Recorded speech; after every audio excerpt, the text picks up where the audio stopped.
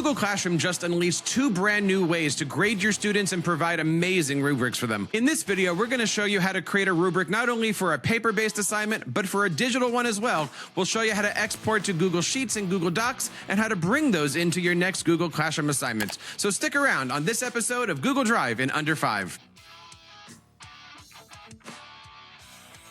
And welcome back to Google Drive in Under 5. My name is Jeff Bradbury, your digital learning coach, and with me as always is Cami Cannikins, my Google Education Instructional Coach's co-host. Cami, how are you today? Welcome to the show. Doing great, Jeff. I'm so excited to be talking all about rubrics, and in Google Classroom, there are 2 ways to be creating rubrics for our programs, one of which requires Google Classroom assignments, but the first one we're going to talk today involves Google Classroom rubrics that you don't necessarily need to be doing digital projects for.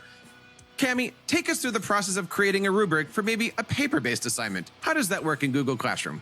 So in Google Classroom, we are going to head over to the feature spotlight spot. I've got these minimized from the new look, but I'm going to open that up and I'm going to click on Discover Gemini in Classroom because now all of those tools are linked. I'm going to click on Create a Rubric. So when we go through here, we're going to pick a grade level. We'll go 8th grade. 4 performance levels, and I'm going to enter some instructions that I have. We are making a research report about living animals, and so I've given it some things that the report's going to do, like students are going to have to use in-text citations because I want the rubric to generate that.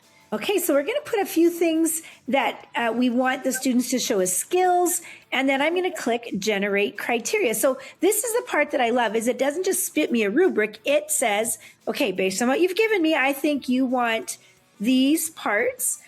And I'm actually going to say it has a whole thing for citation mechanics, and I don't actually want that specific. I'm going to add that so that it builds that together.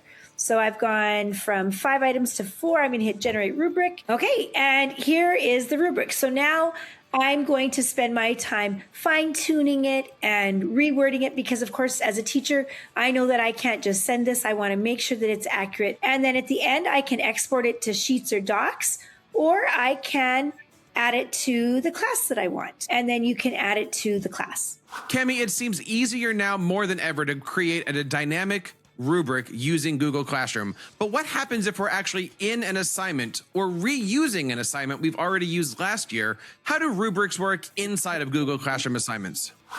Right now, we're in a brand new assignment in Google Classroom. This is also work if you're reusing a previous assignment that you had. So in the bottom right-hand corner, we're going to go down to the plus rubric, and I can generate a new one, create a new one like I just used, reuse, or import from Sheets. I'm going to say create a new one. We're going to hit Generate Criteria. And again, we can edit that. We're just going to click Generate Rubric. We can see here that it's made it not in Google Sheets, but it's right in the Google Classroom Rubric Creator.